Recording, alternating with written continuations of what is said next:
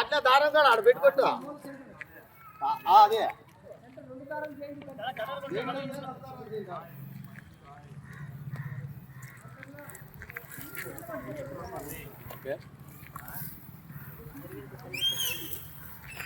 నమస్తే, నా పేరు గుర్రమాంజేయులు. ఒక వాస్తు సలహాదారుని. ఈరోజు అనంతపురం జిల్లా గొందిరెడ్డిపల్లి అనే గ్రామంలో ఉన్నాము.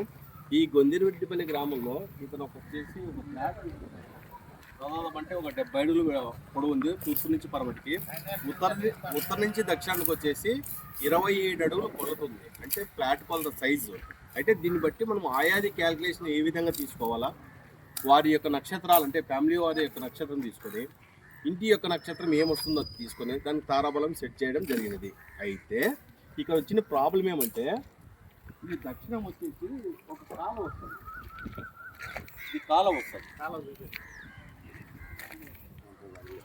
అంటే నీటి కాలువ. ఇలా వస్తే ఏమవుతుందంటే దక్షిణం వస్తే దక్షిణం డౌన్ అయ్యి ఉత్తరం హైట్ అయిపోయినప్పుడు వర్క్ జరగదండి, స్టాప్ అవుతుంది. మనం ఏం చెప్తున్నామంటే ఈ వర్క్ బాగా స్పీడ్గా జరగాలంటే దక్షిణం వైపు కాలువ పోయింది కాబట్టి ఒక థ్రెడ్ కానీ ఒక వాల్ కానీ కట్టేసుకున్న తర్వాత ఇల్లు కన్స్ట్రక్షన్ చేయమని చెప్తున్నాం. ఎందుకు అంటే దక్షిణం డౌన్ అయ్యి ఉత్తరం హైట్ ఉంటే ప్రాబ్లమ్స్ అంటే పని పూర్తి కాదు అనే ఉద్దేశంతో లక్ష్మీవాస్ సలహా ఇచ్చింది.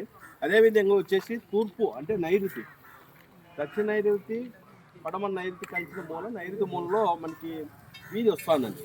ఆ వీధి కూడా మనకి వీళ్ళకి డౌట్ ఉంది, క్లియర్ చేసినాము. వీధి పోటు పడుకోకుండా ఇన్ని వెనక్కి తీసుకొని మనం ఫ్లాట్ కొలత ఇవ్వడం జరిగింది. ఇలా ఇచ్చిన కొలతని ఆయాది నెంబర్ ప్రకారం ఇల్లు కట్టుకోమని సలహా ఇస్తున్నారు. ఏది ఏమైనా కూడా ఒక వాస్తు సలహాదారు తీసుకొని ముగ్గు వేయించుకొని ఆయం పెట్టించుకొని వాస్తు సెట్ చేసుకొని లక్ష్మీ వాస్తు సలహా. ఈ గ్రామంలో వచ్చేసి ఇక్కడ ఈయన బేల్దారి ఆయన ఇంటి యజమాని.